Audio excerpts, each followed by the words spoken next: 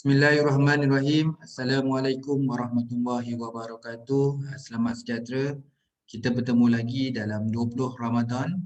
Kita dah ke 10 Ramadan yang terakhir. InsyaAllah kita hari ini kita sambung dengan perkongsian satu hari sepanjang bulan Ramadan ni. Kita ada perkongsian satu hari satu tips dalam penulisan tesis maupun dalam artikel jurnal, supaya kita terus konsisten dan motivasi di bulan Ramadan ini.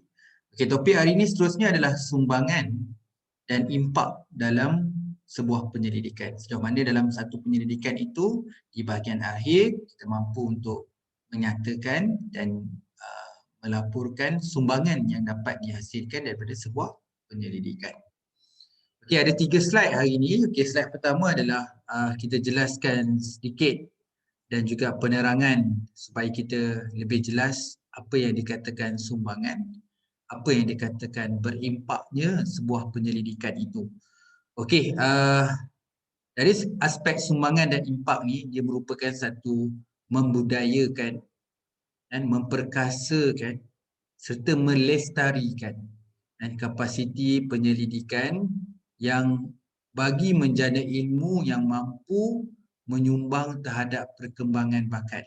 Perkembangan bakat seorang penyelidik, sama ada dari segi pelajar postgrad, pelajar master atau pelajar PhD, maupun kepada pensyarah baru dalam penulisan research grant yang dapat meningkatkan intelektual penciptaan teknologi dan konsep baru atau teknologi atau konsep baru, dan juga penyuburan peradaban yang dinamik. Melibatkan kajian dalam bidang sains dan social science, bagaimana sebuah penyelidikan itu dapat menyumbangkan secara luas, bukan hanya untuk dari segi pembangunan kelestarian, peningkatan atau memperkasakan, malah memudayakan, malah memberi impak kepada satu proses penjanaan ilmu yang dapat meningkatkan pelbagai manfaat, bukan hanya kepada intelektual, kepada bakat baru. Dengan adanya tadi budaya yang sihat, dia dapat meningkatkan penyuburan peradaban dinamik dengan terhasilnya satu keadaan teknologi, inovasi, konsep baru yang dapat dihasilkan dalam sebuah penyelidikan. Secara ringkas, sumbangan dan berimpak tu kita boleh kategorikan bawah 3 kumpulan. Yang pertama adalah advance atau enhance of knowledge. Satu kelebihan utama dalam sebuah penyelidikan, kita dapat meningkatkan peningkatan sebuah pengetahuan, dapat meningkatkan lanjutan sebuah satu bidang ilmu itu, peningkatan pengetahuannya. Jadi dari segi pengetahuan tu dapat ditingkatkan dan dilanjutkan perkembangan tentang satu-satu ilmu pengetahuan. Jadi sebuah penyelidikan yang kedua turut menyumbang dari segi bila sebuah penyelidikan kita telah dan turut menjalankan exploratory ataupun explanatory dalam konteks sains ataupun social science of the research. Betapa luasnya sebuah penyelidikan itu dapat menyumbang, sama ada dalam sudut dalam sains atau social science. Maka kita luaskan dalam konteks sebuah penyelidikan dengan adanya explore dan explain. Jadi dengan adanya explore, kita lebih mengetahui. Bila kita ada explain, kita pun dapat mengetahui. Tidak cukup dengan mengetahui, kita dapat memahami secara mendalam dan kita mendapatkan makna yang lebih baik. Jadi dengan adanya explore dan explain ni dapat meningkatkan makna, pengetahuan dan juga understanding. Maka terokailah bidang ilmu penyelidikan ni dalam bidang sains maupun social science. Dengannya accumulation, terkumpulnya beberapa teori. Dengan ada penyelidikannya, ada yang extend, ada yang come out dengan teori baru, and kita ada teori building dalam kualitatif, testing teori dalam kualitatif. Jadi ada yang mengesahkan secara generalisasi, ada yang membangunkan satu teori baru secara fundamental. Fundamental menunjuk kepada satu benda yang praktikal, yang mana sebuah penyelidikan tu boleh diguna pakai dari segi industrinya, boleh guna pakai, orang akademik boleh guna pakai, pembuat polisi boleh guna pakai secara structured dan proses. So boleh digunakan jadi sebagai rujukan dan guideline, malah aktiviti atau proses atau flow tu boleh diadaptasi dan menjadi rujukan untuk digunakan kepada akademik, kerajaan, industri dan juga kepada masyarakat. Okey, secara secara keseluruhannya atau secara kesimpulannya, slide yang pertama ni nak beri gambaran kenapa sumbangan itu penting dalam sebuah penyelidikan kepada dari segi pembangunan manusia sendiri, pembangunan R&D dalam penyelidikan menjadi satu budaya kan kepada penyelidik baru kan dari segi pelajar maupun pensyarah baru dalam meningkatkan pengetahuan, mendapatkan satu eksplorasi dan juga penjelasan dan juga turut mendapatkannya pengumpulan beberapa pengetahuan baru melalui teori malah boleh diaplikasi secara berstruktur dan juga dari segi merujuk pada aktiviti dan proses yang akan diguna pakai oleh akademik, kerajaan, industri maupun komuniti ataupun masyarakat itu sendiri. Okey, apa yang dijelaskan dalam slide pertama tu dirangkumkan semula di dalam penjelasan yang lebih mendalam, terperinci dan diringkaskan dalam slide yang kedua.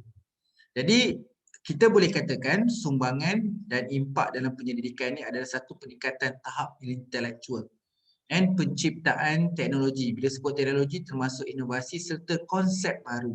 Jadi teknologi dan inovasi konsep baru dan penyuburan budaya yang dinamik sebab berkaitan dengan sains sosial, berkaitan dengan culture, dengan dinamik yang pelbagai selaras dengan aspirasi negara. Penting bila kita buat dalam penyelidikan, contohnya penyelidikan di Malaysia, kita should be aligned dengan national agenda dan dia memenuhi dari segi aspek negara. Jadi 3 perkara yang kita boleh simpulkan di sini bila nak menulis bahagian sumbangan dalam sebuah penyelidikan yang berimpak. Yang pertama, kita harus menulis sumbangan dalam sudut teoretikal. Teoretikal kat sini bermaksud bahawa sumbangan dalam sudut teori and konsep dan idea baru. Jadi keupayaan yang pertama menyumbangkan dari segi aspek teoretikal, dari sudut teori, konsep dan idea baru. Dan dengan adanya pengetahuan ini menjadi satu sempadan dan juga peningkatan ilmu dalam penciptaan inovatif. Jadi dengan adanya teoretikal ni dari sudut teori, konsep dan idea baru turut menjadi sebagai extension juga sempadan ilmu dalam penciptaan inovatif. Okey, yang kedua sumbangan dia tak dilupakan selain daripada teoretikal, sumbangan dari sebuah penyelidikan kita yang dapat memberi impak iaitu dari segi aspek metodologi. Sejauh mana continuity dan sebuah penyelidikan itu sejauh mana metodologi dapat dikembangkan. Juga dalam sebuah penyelidikan akan ada finding, akan ada dapatan disebut sebagai empirical. Sejauh mana sebuah dapatan yang disahkan dalam sebuah penyelidikan. Jadi sebuah isu ataupun satu persoalan itu diselesaikan melalui kaedah penyelidikan yang ditemukan secara analisis yang bersesuaian dan akhirnya mendapat dapatan. Dapatan itu dipanggil empirical. Itu dapatan daripada sebuah penyelidikan dan yang terakhir adalah practical. Yang data itu, penyelidikan ini menyumbangkan untuk digunakan, diadaptasi daripada pihak-pihak yang tertentu, pihak-pihak kepentingan daripada dan menerima daripada output daripada sebuah penyelidikan.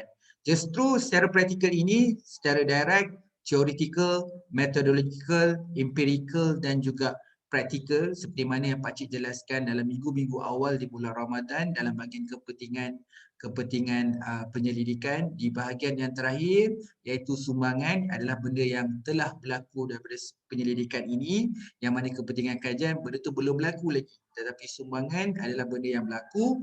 Make sure dalam penulisan tesis bahagian sumbangan ni selari dengan chapter 1 dalam bahagian significant of research atau significant of the study. Make sure apa yang kita tulis dekat bab 1 dengan bab 5 ni sama, iaitu menyumbang dari sudut theoretical, methodological, empirical dan juga practical yang mana semua ni secara keempat-empat ni dapat memberi manfaat kepada akademik dan semua yang terlibat dalam sektor pendidikan dan secara pensyarah ataupun bidang-bidang guru, family dalam bidang pendidikan, pertumbuhan dan perkembangan dalam pendidikan itu sendiri secara akademik. Malah bila sebut pendidikan dia tidak lari dari segi aspek pengetahuan.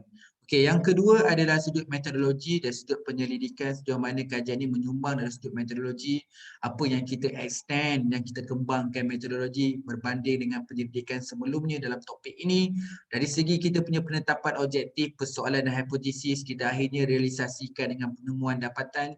Dapatan ini dipanggil empirical, sejauh mana menyumbangkan seterusnya selepas teoretikal dan metod adalah empirical. Seterusnya adalah practical dan sejauh mana sumbangan ini dapat digunakan, dimanfaatkan secara praktikal yang dapat dimanfaatkan kepada kerajaan dalam pembuat polisi kepada masyarakat dan komuniti untuk menerima limpahan daripada penyelidikan ini dan sejauh mana extension metodologi dan juga theoretical. Okey, yang terakhir, slide yang terakhir, sejauh mana sumbangan ini dia boleh jadikan sebagai checklist ataupun kriteria penilaian dalam sebuah penyelidikan, sejauh mana kita nak melihat bahawa sumbangan ini menjadi berimpaknya. Bila sebut impak tadi sebenarnya yang 4 perkara tadi. Bilanya sebuah penyelidikan dapat beri sumbangan pada akademik, kepada industri, kepada kerajaan maupun komuniti dan masyarakat, itu dipanggil sebagai penyelidikan berimpak. Okey, saya simpulkan kepada 4. Okey, Pakcik simpulkan kepada 4 perkara yang sebagai satu kriteria penilaian untuk memastikan sebuah penyelidikan itu mengisi ataupun mengandungi sumbangan dan impak dalam sebuah penyelidikan yang baik. Yang pertama, kemampuan penyelidikan itu menghasilkan satu idea. Saya buat slash idea, teori, konsep, kaedah, model dan proses baharu. Ini merujuk kepada kita punya bahagian teoretikal dan juga metodologikal. Sejauh mana bahagian teoretikal dengan metodologikal kita tadi dapat menghasilkan beberapa idea baharu, teori baharu, konsep baharu, kaedah baharu, model baharu, proses baharu. Termasuklah tadi dengan teknologi baharu. Okey. Yang kedua, penyelidikan ia dapat menambah baik polisi, menambah baik metodologi, menambah baik model penyelesaian yang sedia ada. Sejauh mana penyelidikan itu dapat menambah baik polisi, menambah baik metodologi, menambah baik model penyelesaian sedia ada. Tadi menghasilkan baharu, yang kedua ni tambah baik dari sedia ada, sama ada polisi, metod ataupun model penyelesaian sedia ada. Yang ketiga, sejauh mana sebuah penyelidikan itu dapat menyumbang dari segi aspek merangkumi isu-isu kemanusiaan. Penting sebuah penyelidikan tu output dia akhirnya nanti dapat menyumbang dari segi aspek kemanusiaan, kemasyarakatan dalam meningkatkan nilai kehidupan dalam negara dan sejagat. Penting juga kan kita punya, sebab tu dalam sebuah penyelidikan tadi memberi impak kepada komuniti dan juga masyarakat. Ini melibatkan merangkumi isu-isu kemanusiaan, kemasyarakatan, seterusnya peningkatan nilai kehidupan dalam negara dan sejagat. Dan yang terakhir, pentingnya penulisan sumbangan ni dalam memberi impak kepada negara dan penyelidikan, sejauh mana penyelidikan ini berpotensi menyumbang agenda strategi negara, agenda strategi negara ataupun aspirasi negara. Jadi saya Pakcik simpulkan pada 4, penyelidikan menghasilkan teori baru, idea baru, konsep baru, kaedah, model, proses dan teknologi baru, menambah baik iaitu dari segi polisi, metodologi dan model penyelesaian sedia ada. Yang juga penyelidikan merangkumi isu-isu kemanusiaan, kemasyarakatan untuk peningkatan nilai kehidupan dalam negara dan sejagat. Dan yang terakhir, penyelidikan berpotensi menyumbang agenda strategi negara.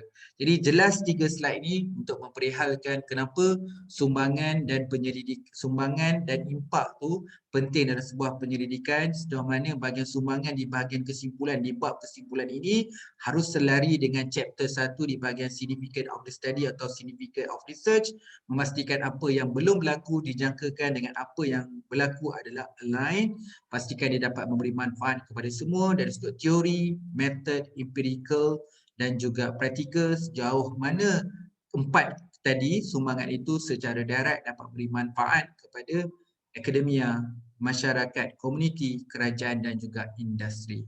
Okey, terima kasih atas masa yang diberi oleh kalian dalam mempelajari, menerima sedikit ilmu untuk berkaitan sumbangan dan impak dalam penyelidikan, kerana sedikit perkongsian ini dapat memberi manfaat dari segi kejelasan dan juga pengetahuan serta lebih faham tentang apa itu dipanggilkan sumbangan dalam sebuah penyelidikan.